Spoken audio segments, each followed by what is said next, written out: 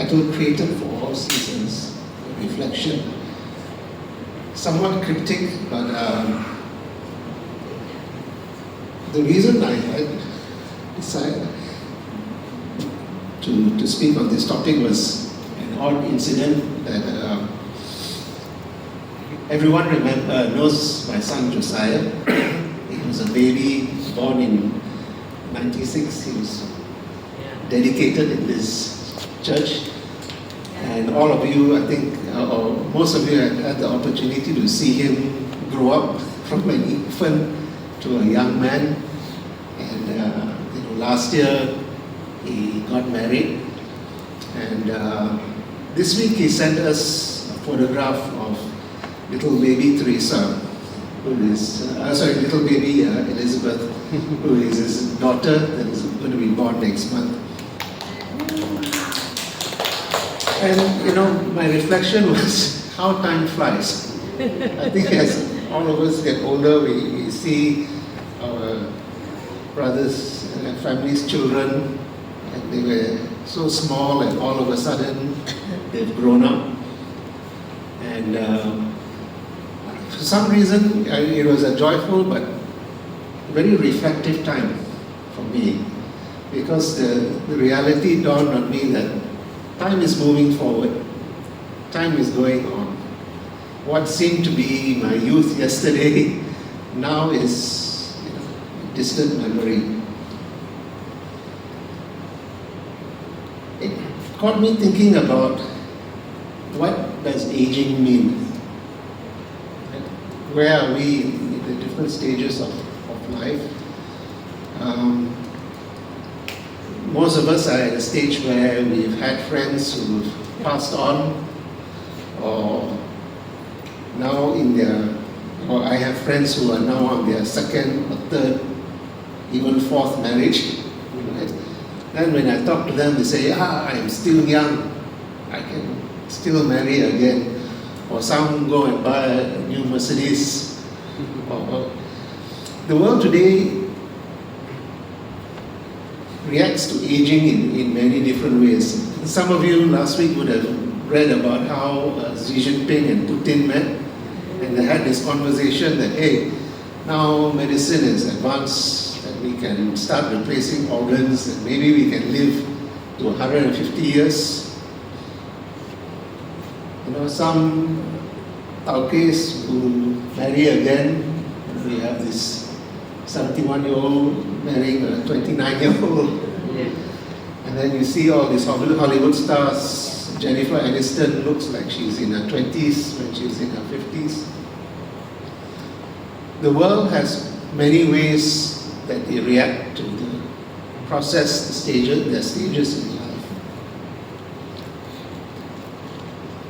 When I was a small boy, I don't know how many of you watched this movie, Logan's Run. It's a very interesting movie. My mother took me to Rex Cinema, I remember. We watched this movie. It's a very interesting movie. It's a movie about set in the future, in a world where everybody has got this little jewel, and as they are born and as they age, the jewel changes color.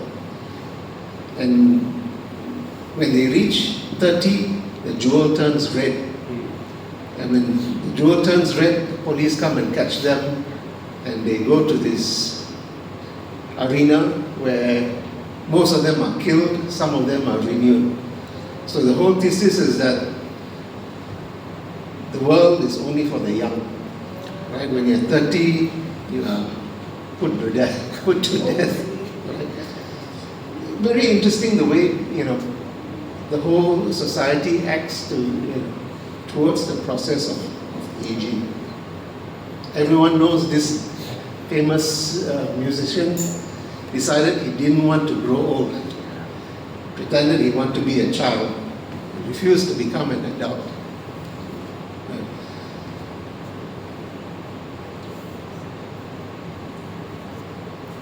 Even when you read in the Bible, there's the book of Job. And Job, as you know, was a righteous man, But when he was inflicted with a lot of diseases and trials in his life, there is a particular chapter in which he becomes very reflective, and he starts remembering the days of his youth, when he was a big man, when he was full of vigor, when he was a successful man, and people were scared of him. And many times we think about our life like that, and we reflect in the days of old, when I was strong, I was vigorous, I could do things that I can no longer do. And so it's quite human, right? Even, not only in the world, but as Christians, we become reflective about what is happening to us, and we are cognizant of the fact that we are no longer the people we used to be, physically, mentally. So we all know this verse in Jeremiah 29:11. Right? I know the plans that I have for you, declares the Lord, plans to give you a hope and a future. And this is something we often tell young children, or maybe youths or adults, as they are, maybe encountered troubles, that God has a plan and a future for them. But does this promise still run through when we have less in front of us than we have behind us? When you're old, can we have a future? Or another way of phrasing this question is, can we outlive God's purpose for our life? Anybody can posit? What is my concept of a future when maybe I have only a few more years left? Right? Or there are many more, I've served God for 20, 30, 40, 50 years. What does this concept of a future actually really mean? So this becomes, I guess, the questions that I'm reflecting about today. Both the Old and New Testament describes life very often as a journey or a pilgrimage. Right? What exactly is a pilgrimage? Anyone here been on a pilgrimage? Yeah. The dictionary definition of a pilgrimage is a trip, very often a long one, made to a holy place for religious reasons. Right? It's a journey. All of us living in Malaysia are very familiar with the Ishmaelite pilgrimage, right? Everybody get dressed up and they go off. And it's an event of great significance in their life, right? It's this whole process that they get prepared for once in their life that they must go to. But there's some important facets of what is a pilgrimage. The Old Testament and New Testament describe our life as a pilgrimage. And so what are facets of a pilgrimage? It is a journey away from, you're transported from one place, or you're embarking from one place to another. And you're not just leaving, you're going to a specific destination. And if you're going for a pilgrimage, you don't just go out of your house and walk in the desert. Right? You are going through the desert to a specific place. The journey in the pilgrimage, right, is not the destination. Right? So you're walking through, but that is not that's not the whole point of the pilgrimage. It is a journey to a certain place. And a pilgrimage involves preparation and a movement, right? So if you are walking on this pilgrimage and you stop and you lie, that is not the point. We're supposed to keep moving forward. So I'd like for us to keep these thoughts. If the Bible describes our life as a pilgrimage, these are the things that are involved in a pilgrimage. Genesis 47:19, Jacob tells Pharaoh, hey, and the Pharaoh has asked about Jacob, and Jacob describes himself in very interesting terms. He says, my years have been few and difficult, and they do not equal the years of the pilgrimage of my fathers.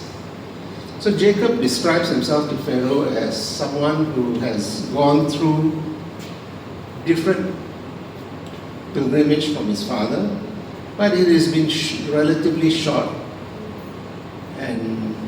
but difficult.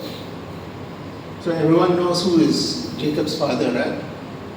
So he says, I am also a pilgrim, but my pilgrimage has been different from that of my father. So in the sense that everybody has their own pilgrimage. Right? Don't expect your journey in life to be the same as anybody else. Your pilgrimage is unique, that God has designed for you to work out your faith. But everybody has their own pilgrimage. But there are various phrases in Psalms when they talk about pilgrimage, and the pilgrimage is never solitary. Right? We are not alone in our pilgrimage. In Psalm 39:12, David says, I am a stranger with you, a sojourner as all my fathers were. So David says, look, I am a pilgrim. All my fathers were pilgrims, but I am a sojourner with you. Right? And the you being God. Right? So your statutes have been my songs in the house of my pilgrimage. So every time he stops to rest for the night in the pilgrimage, God is with him in the statutes. My strength is in you, whose hearts are set on pilgrimage.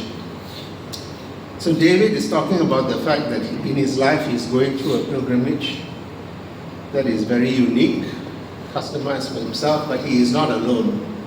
He is accompanied by God, and God is the one that is giving him strength.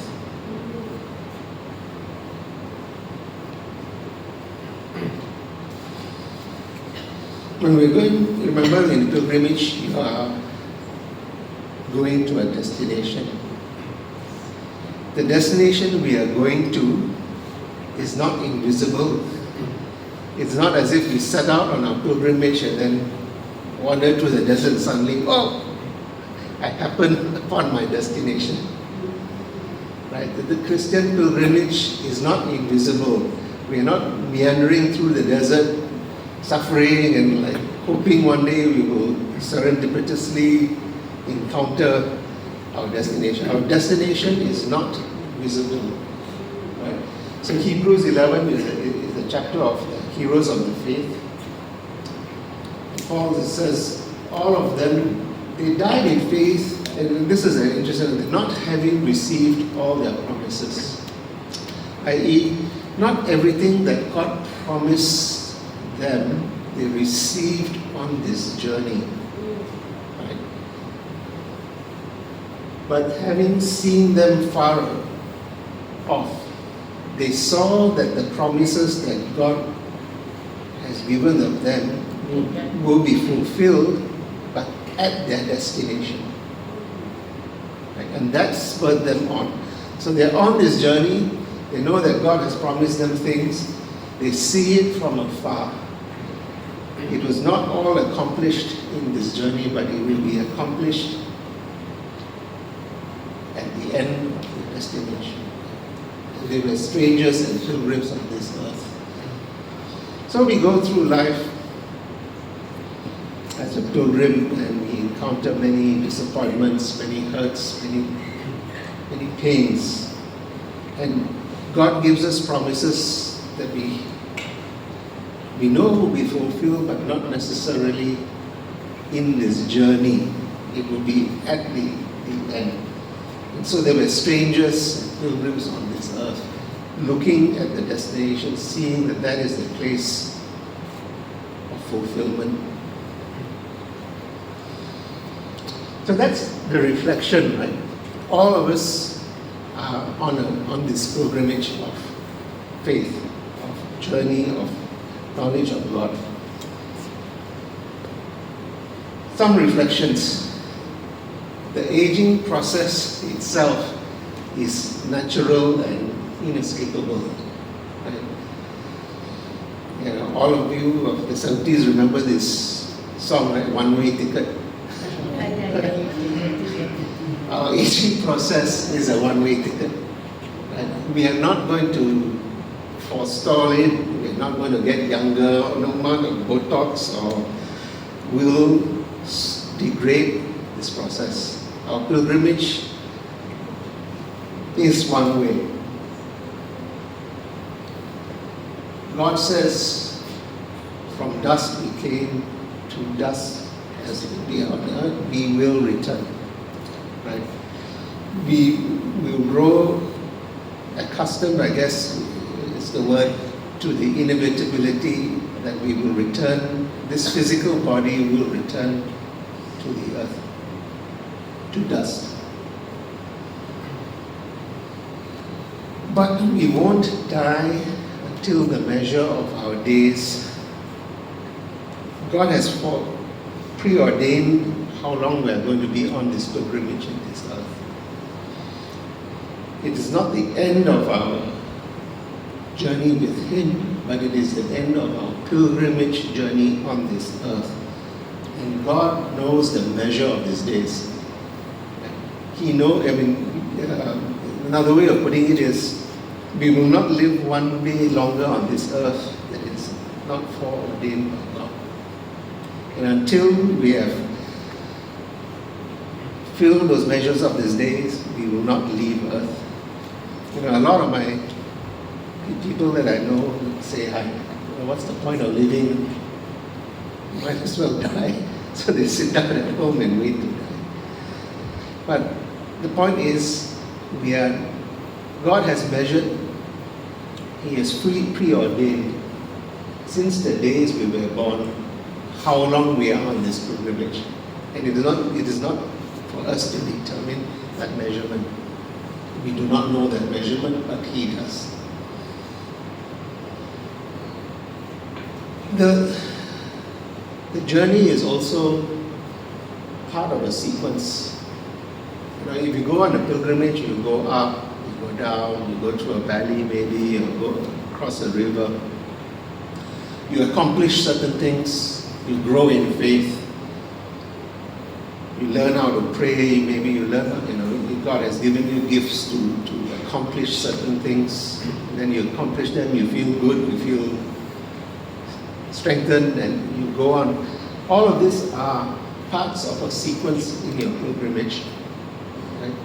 In Ecclesiastes it says there's a time to be born, a time to die, a time to sow, a time to reap. Our pilgrimage is not static, it is part of a sequence. So when you think that God must do what He did before, right, it's not necessarily so. You have a sequence, right, and later on maybe it will become apparent what that sequence should be. But we should not remain static.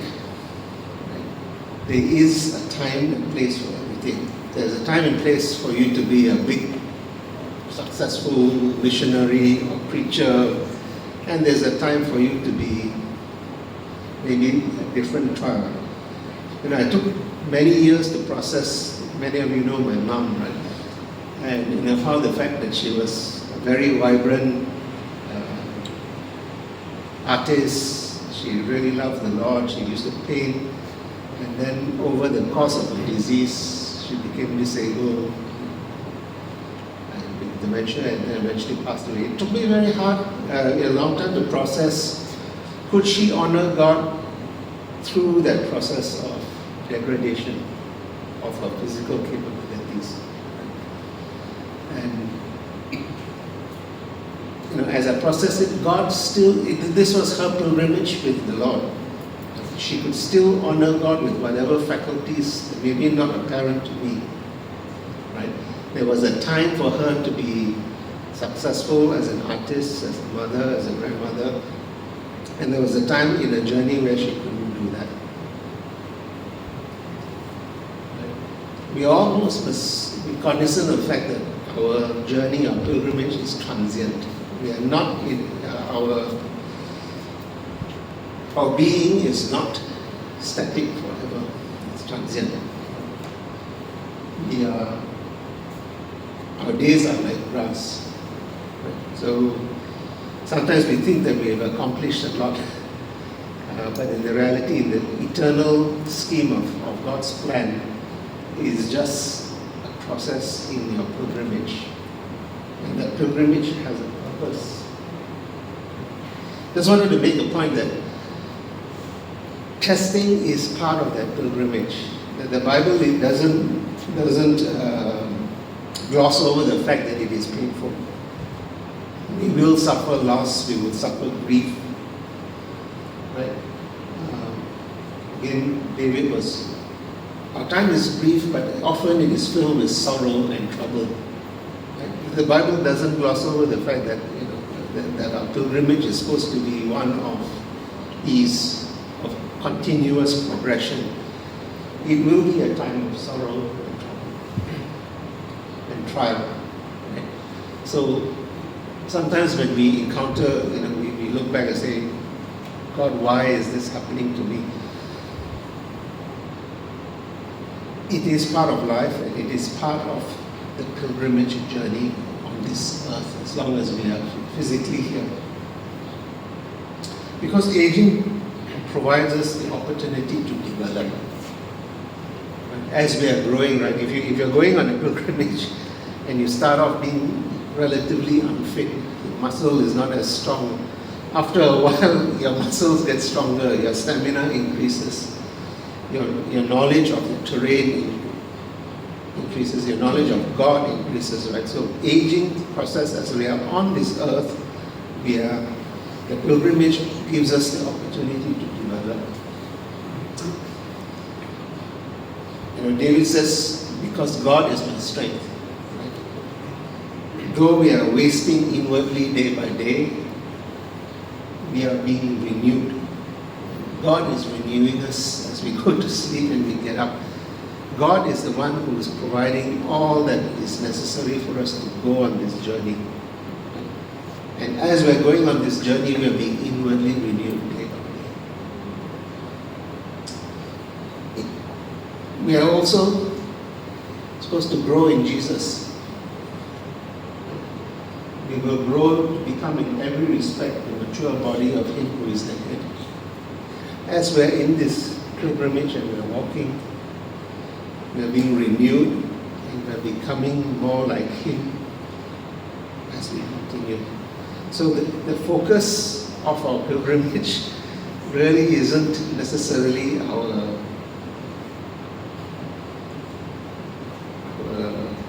glorification or the incidences of our activities, but it's the fact that we are actually growing more like Him day by day. Whether you are successful, unsuccessful, whether you are well, whether you are unwell, whether you are infirm, the process of the pilgrimage is to make us more like Him day by day, to renew our inward spirit. And so it really, it takes away this idea that, I must be successful, or I must perform certain things, or I must have a certain physicality about me. It's not about that. It's about becoming more and more like Jesus on the pilgrimage. To grow in grace. Because going a bit ahead, what we need at the end in our destination is not our physical strength. We will be given a new body. We will be given a new outer shell. But we are supposed to be growing in grace and being renewed in the course of whatever pilgrimage journey that we are on this life. Jesus increased in wisdom and stature throughout his life. What does that mean? It means that if you didn't know what the Bible was at the beginning of your journey, you would have read it and known something about the Bible. You would have the desire to know more about the things of God, because those are the things that you will need at the end.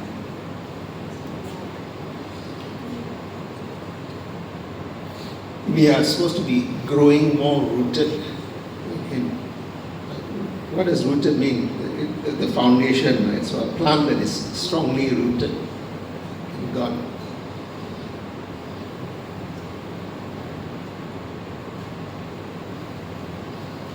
We are supposed to stop being children. Right? There are many Christians that I know have not really matured beyond the day that they received Jesus. Still, the change between them before they were Christian and after the Christian, well, not that much. The object of your life is to grow up in Christ. Stop being children. We will grow to become in every respect a mature body in Him.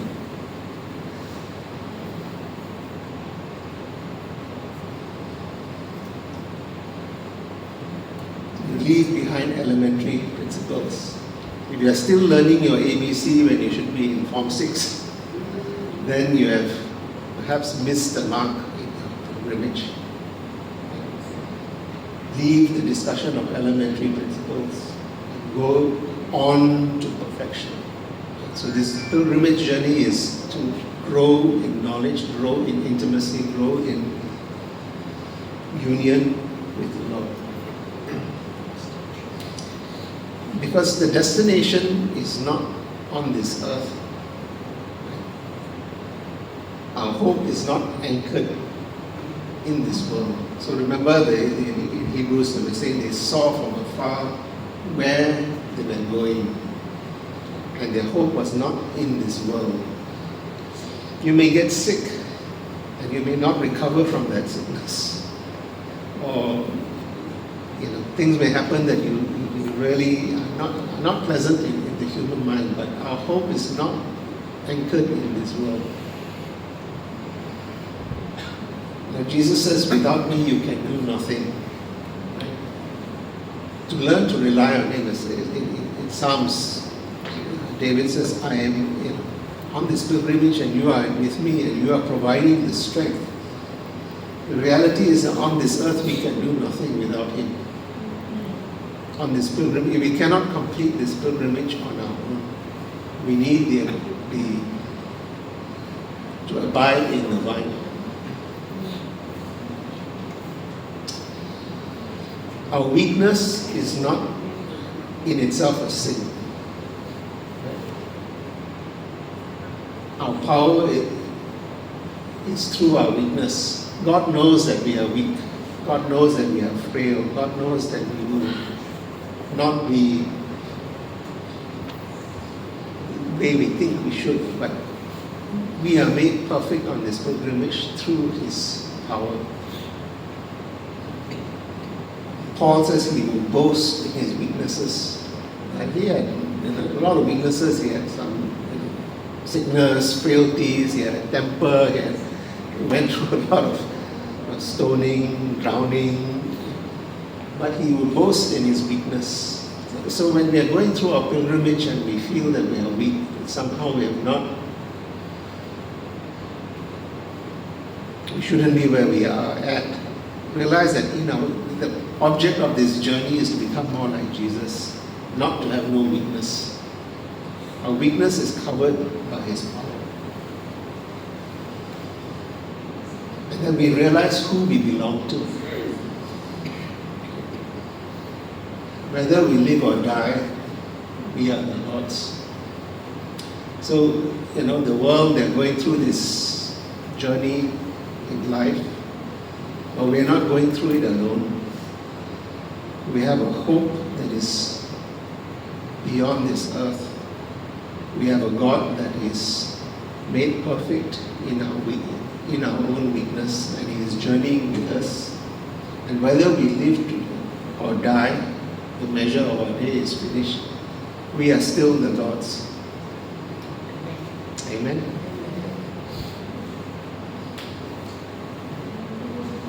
Because at the end, the promise is that there is a divine exchange. At the end of our journey, this corruptible body will be exchanged for a perfect body.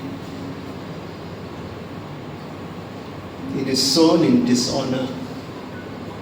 We have frail, weak bodies, but it is at the end of the journey when we reach, it is going to be raised in glory. It is sown a natural body as we go through this, but as we are renewed and perfected and rely on God, at the end we know that our body will be raised a perfect body.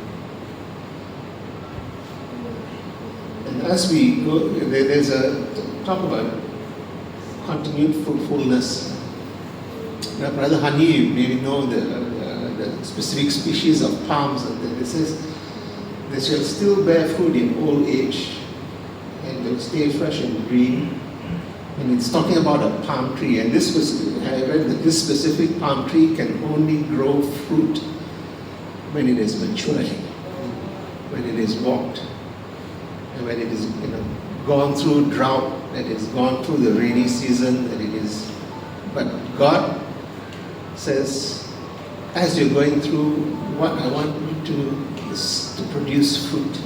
This fruit can only be produced when your tree is mature.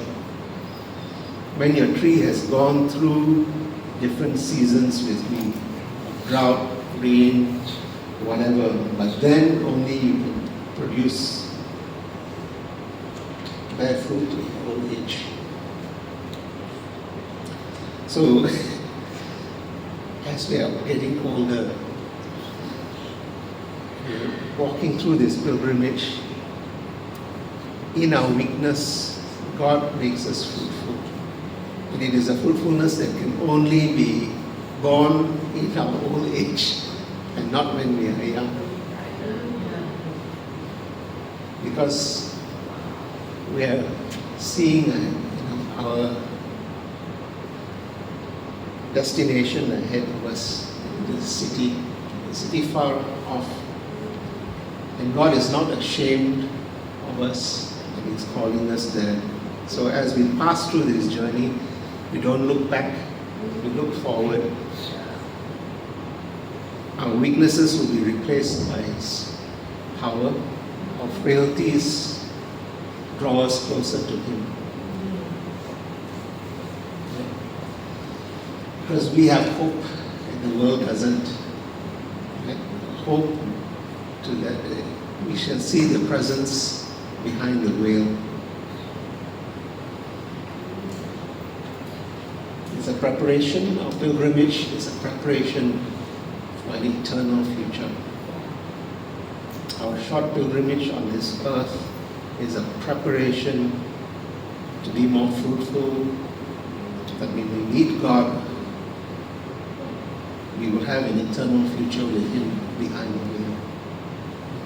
Because we can't even comprehend what He is prepared for us. When we meet all our loved ones, that this pilgrimage journey was a preparation for something that we cannot even comprehend the beauty of. So I end with this, the reading, right? Even to your old age I am He, and to grey hairs I will carry you. I have made and I will bear. I will carry and I will save. As God says, even through your old age in this pilgrimage, I will carry you. And I will carry you to the destination that I have prepared for you. And in this hope that we have, brothers and sisters, we should rejoice in our aging. Amen.